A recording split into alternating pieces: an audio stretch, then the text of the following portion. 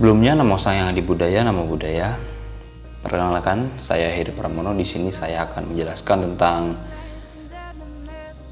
karma dan tumimba lahir. Langsung saja pada pembahasan itu. Yang pertama ada karma. Karma adalah hukum sebab akibat tentang perbuatan, di mana artinya setiap perbuatan yang dilakukan akan selalu menghasilkan akibat. Sebagaimana ilustrasi di samping, pada gambar di samping, bahwa papan yang didorong akan mengakibatkan papan yang lain roboh sebagai akibat dari robohnya papan yang pertama. Dorongan sebagai sebab, sedangkan robohnya papan sebagai akibat. Teori tentang karma merupakan salah satu ajaran dasar dalam agama Buddha. Akan tetapi, kepercayaan tentang karma telah ada dan lazim di India sebelum munculnya Buddha. Namun demikian, Buddha-lah yang menjelaskan dan merumuskan ajaran ini dalam bentuk yang lengkap seperti yang ada sampai sekarang.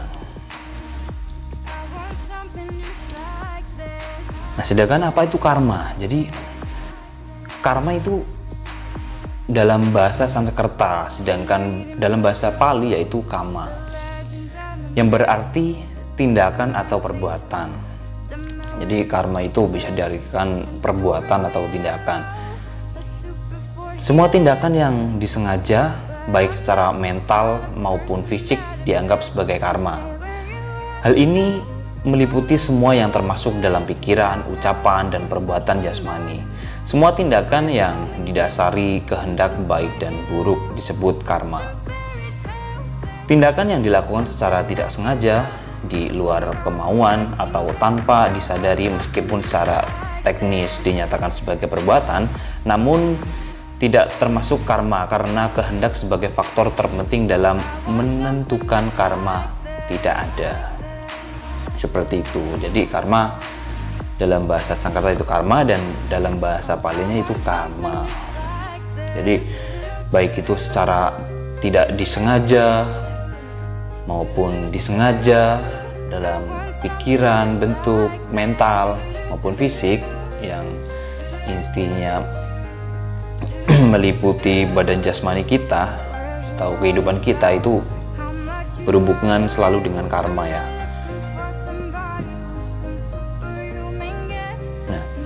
Selanjutnya Buddha menyatakan ya, oh para biku, bahwa kehendak adalah karma.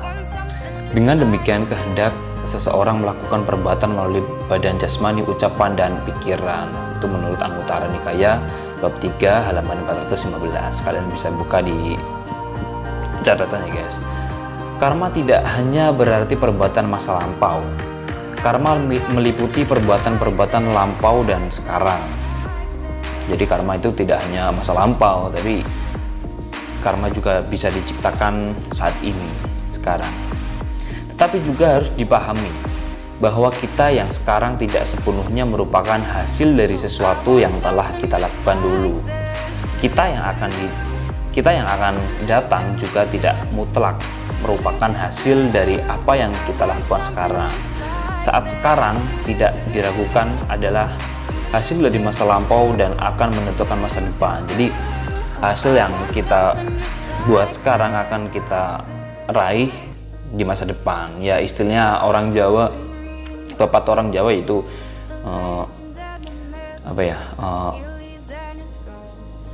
nandur bakale ngunduh, seperti itu. Siapa yang menanam kebaikan akan mendapatkan kebaikan. Siapa yang menanam ketidakbaikan atau kejahatan, dia pun akan mendapatkan kesialan atau ya karma buruk. Nah, karma dan wipaka. Karma adalah aksi, wipaka adalah reaksi. Bagaikan setiap benda pasti memiliki bayangan, ya kan? Jadi selalu benda yang disinari oleh cahaya pasti akan memiliki bayangan. Demikianlah juga dengan setiap perbuatan yang disertai kehendak pasti diikuti oleh akibat yang bersesuaian. Jadi misal kenapa dijelaskan yang bersesuaian. Jadi misal kita berdiri di bawah terik matahari ya, di bawah sinar terik matahari, jadi bayangannya kita seperti manusia juga, ya kan? Itu makanya apa yang kita dapatkan ya itu yang apa yang kita perbuat ya itu yang kita dapatkan, seperti itulah. Misal kalau benda itu kotak, bayangannya juga akan kotak, bulat juga akan bulat, ya kan? Nah, karma seperti benih yang memiliki potensi untuk tumbuh. Jadi karma terus bertumbuh, tidak hanya 1 kali 2 kali, tapi terus ada. Wipaka dapat dianggap seperti buah yang muncul pada pohon sebagai akibat atau hasil. Seperti halnya karma, ada yang baik dan yang jahat. Demikian pula dengan wipaka, buah atau hasilnya ada yang baik dan maupun buruk ya. Jadi karma dan wipaka ini hampir sama ya, ada yang baik, ada yang buruk, dan ya selalu seperti itulah, ada yang baik dan buruk. Nah, selanjutnya ada wipaka dialami sebagai kegembiraan, kebahagiaan, ketidakbahagiaan, atau kesengsaraan sesuai dengan sifat dari benih karmanya. Jadi selalu menyertai karma itu, wipaka itu selalu menyertai karmanya. Buddha menyatakan dalam Samyutta Nikaya, sesuai dengan benih yang kita tanam, demikianlah buah yang akan kita petik. Nah, jadi ya seperti yang tadi saya bicarakan, yang menurut pepatah Jawa yang istilahnya sopo sinandur bakal ngunduh, seperti itu. Pembuat kebajikan akan menuai kebahagiaan, pembuat kejahatan akan menuai kesengsaraan. Taburlah benihnya dan engkau yang akan merasakan buah daripadanya. Itu menurut Samyutta Nikaya bab 1 halaman 227. Nah, bisa kita simpulkan, jadi karma dan wipaka ini ya pada yang slide selanjutnya itu karma adalah aksi dan wipaka sebagai reaksinya. Jadi karma itu perbuatan kita, dan sebagai akibatnya atau buahnya, benihnya atau yang kita rasakan yaitu wipaka, reaksinya. Penyebab karma, ada banyak banget penyebab karma di alam kehidupan kita. Yang pertama ada ketidaktahuan atau awija. Tidak mengetahui segala sesuatu sebagaimana adanya adalah penyebab dari karma. Jadi ketidaktahuan ini bisa disebut juga dengan karma. Dalam hukum sebab akibat yang saling bergantungan atau paticca samuppada, Buddha mengatakan dari ketidaktahuan timbul bentuk-bentuk karma, awija, pacaya, sanggara. Semua perbuatan baik yang dilakukan ditunjang oleh 3 akar baik, yaitu tidak serakah, loba, tidak membenci dosa, dan kebijaksanaan moha. Nah, sedangkan perbuatan jahat selalu ditunjang oleh 3 akar kejahatan, yaitu keserakahan, loba, yang disimbolkan dengan babi, membenci yaitu dosa yang disimbolkan dengan ular, dan kebodohan batin yaitu moha disimbolkan dengan ayam. Nah, jadi itu adalah penyebab karma. Jadi ketidaktahuan bisa disebut dengan karma, yaitu antaranya keserakahan, membenci, dan kebodohan batin. Seperti itu. Nah, sedangkan mengapa setiap orang berbeda, tidak sama? Kenapa sih setiap orang itu berbeda-beda? Ya, namanya juga kehidupan ya, karena ajaran Buddha mengajarkan bahwa kita hidup dengan karma kita sendiri. Jadi setiap orang pastinya berbeda ya. Nah, berdasarkan pandangan Buddhis, perbedaan mental, intelektual, moral, dan watak sebagian besar bergantung pada perbuatan karma masing-masing, baik pada saat lampau maupun pada saat sekarang.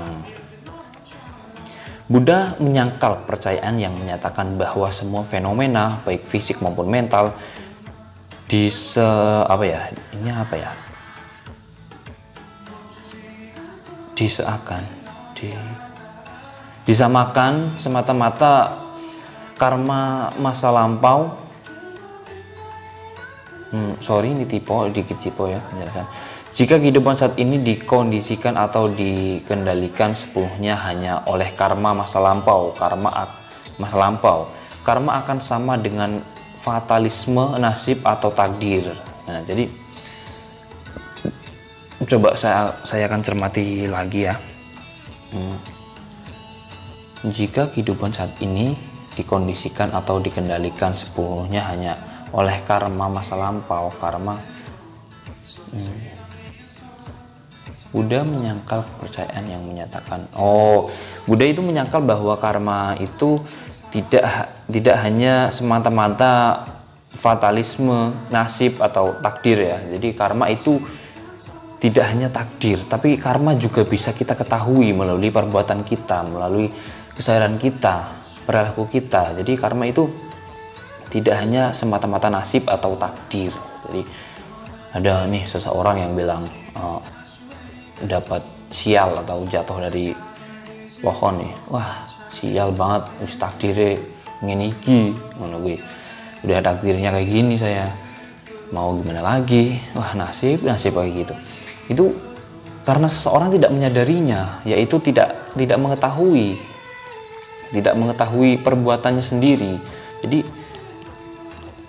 mengapa orang tersebut bisa mengatakan karma itu nasib, karma itu takdir? Nah, seperti itu. Jadi Buddha pernah menyangkalnya. Jadi karma itu bukanlah semata-mata nasib atau takdir ya.